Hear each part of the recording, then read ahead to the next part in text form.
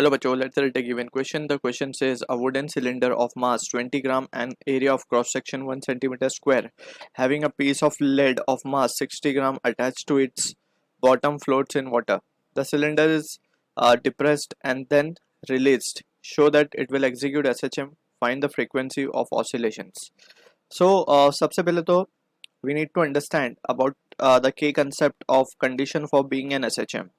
Right अगर motion को SHM होना है so it has to follow certain rules and to be precise the equation of the form F equals to minus के X. अगर कोई equation कोई motion इस इक्वेशन को सेटिस्फाई करता है so then we will say it will be performing SHM, right. और अगर वो SHM परफॉर्म कर रहा है सो उसका जो टाइम पीरियड है it is given by the expression 2 pi by omega and for particle performing SHM omega is given by the expression under root k by m where k is the SHM constant and m is the mass. ठीक है, तो यहाँ से हम देख सकते हैं जो रिजल्ट हमारे पास फाइनली टाइम पीरियड का आएगा वो होगा 2 pi under root of m by k. So this is the thing that we need to keep in mind. अब यहाँ पे जो सिचुएशन गिवन है first we will try to show के that this the given situation is performing SHM and then we will find the frequency, right. अगर हमें frequency चाहिए होगी तो जस्ट हमें क्या करना होगा, just we have to reciprocate it, right. तो ये इसको हम रेसिप्रोकेट कर देंगे तो ये मिल जाएगी हमें फ्रीक्वेंसी, ठीक है, क्योंकि reciprocal of time period is frequency. अब यहाँ पे जो सिचुएशन गिवन है let's try to analyse that. हमें बोला गया है एक वुडन सिलेंडर है जिसका मास ये है, area of cross section is this, having a piece of lead of mass this attached to its bottom floats in water. ठीक है, तो पहली कंडीशन हम ड्रॉ करते हैं.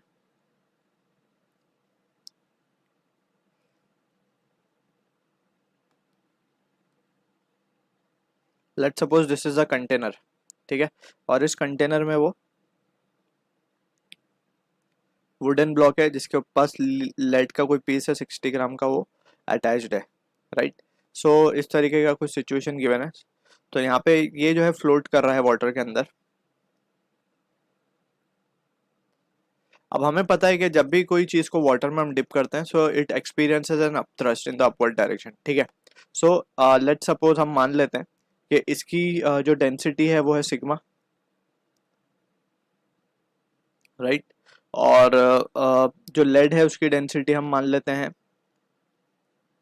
Let's suppose h's as to be rho मान लेते हैं हम लेड की डेंसिटी को. तो हम ये बाहर लिख देते हैं, रो एल मान लेते हैं उसकी डेंसिटी को और रो डब्ल्यू मान लेते हैं हम बेसिकली इसकी डेंसिटी को, वुडन ब्लॉक की डेंसिटी को, ठीक है. तो हम यहाँ लिख रहे हैं अभी फिलहाल density of lead and density of this wooden block, ठीक. और जस्ट सिग्मा हम कह देंगे डेंसिटी ऑफ वाटर को. अब यहाँ पे वी कैन सी के अंडर इक्विलिब्रियम कंडीशन की जब हम बात करेंगे सो जो अपथ्रस्ट होगा जो कि ऊपर डायरेक्शन में लगेगा इसके ऊपर, या फिर बॉयंट फोर्स हम कह सकते हैं, it will be balancing the weight mg, right, under equilibrium condition क्योंकि फ्लोट हो रहा है, ठीक है. So we can say under equilibrium हम लिख सकते हैं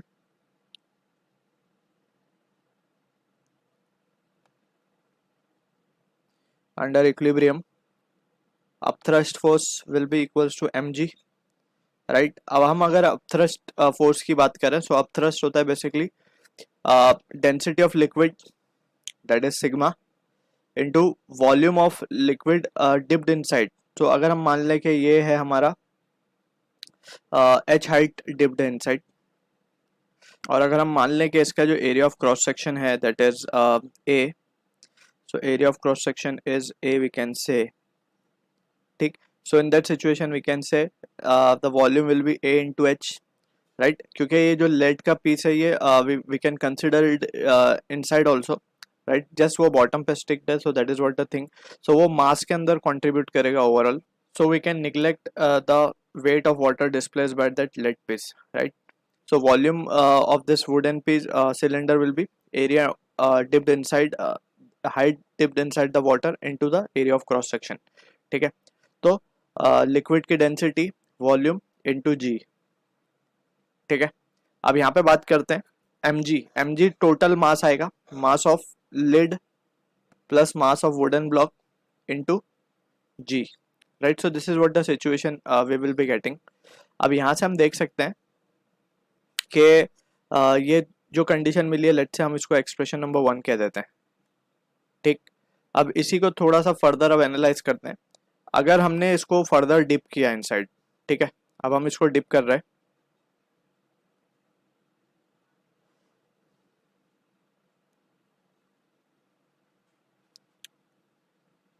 और हमने इसको अब डिप कर दिया। लेट्स से पहले एच डिप था ये अंदर, अब हो गया ये एच प्लस वाई, ठीक। In that situation we can see, अब लेट का पीस हमने यहाँ पे शो किया है। अब in this situation we can see, अब जो हमने एक एक्सटर्नल फोर्स लगाई है ऊपर से, राइट, जिसकी वजह से इसको हमने डिप किया इनसाइड, अब वो एक्सटर्नल फोर्स और टोटल वेट वो कौन बैलेंस करेगा? अब थ्रस्ट बैलेंस करेगा यहाँ पे। अब सो अब हम थ्रस्ट को क्या लिखेंगे? अब thrust now can be written as under equilibrium. अब यहाँ पे हम क्या लिख पाएंगे? क्योंकि अब ये about its mean position oscillate करना स्टार्ट कर देगा। सो नाउ वी कैन से,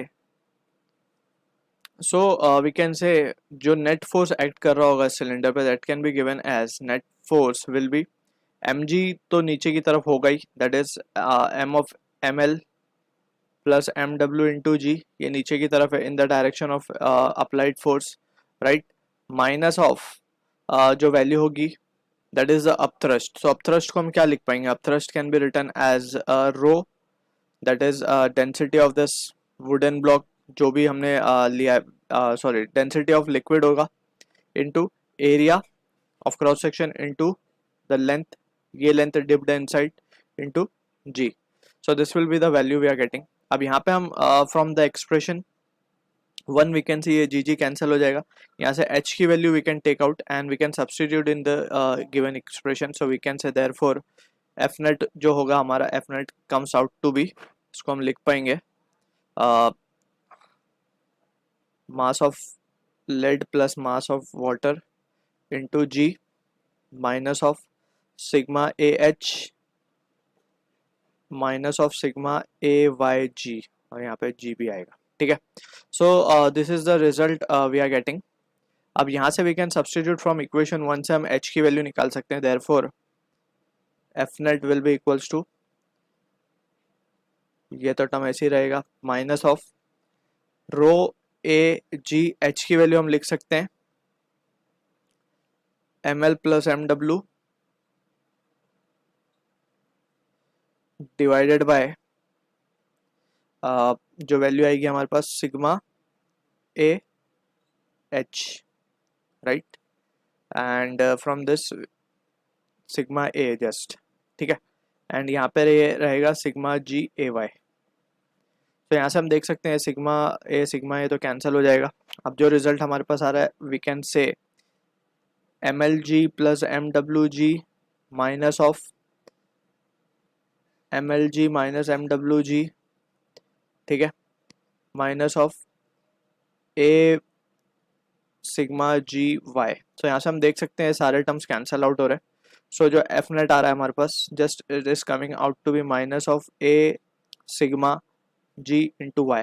अब हम देख सकते हैं it is of the form minus के एक्स, जहाँ पे के की वैल्यू क्या है, ये है, या फिर माइनस के वाई हम कह सकते हैं in this situation.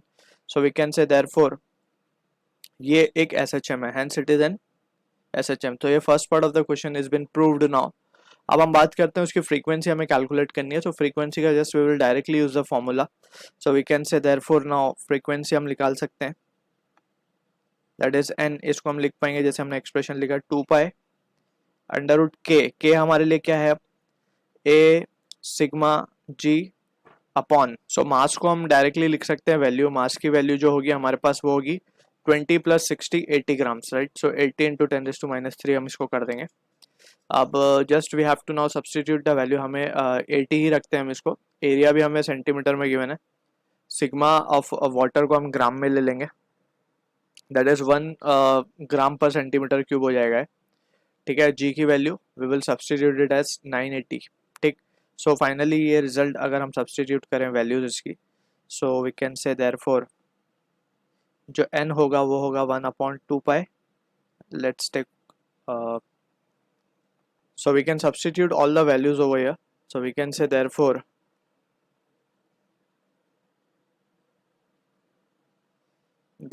n will be equals to 1/2 pi under root of a हमें given है 1, जी की value that is density of liquid यानी कि वाटर की भी हम ले लेंगे 1 ग्राम पर centimetre cube.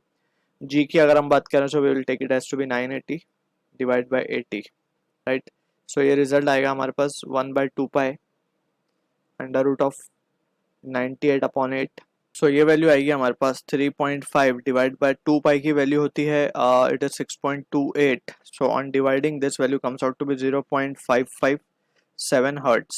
So this is the frequency of oscillation we are getting. So I hope you understood the solution. All the best.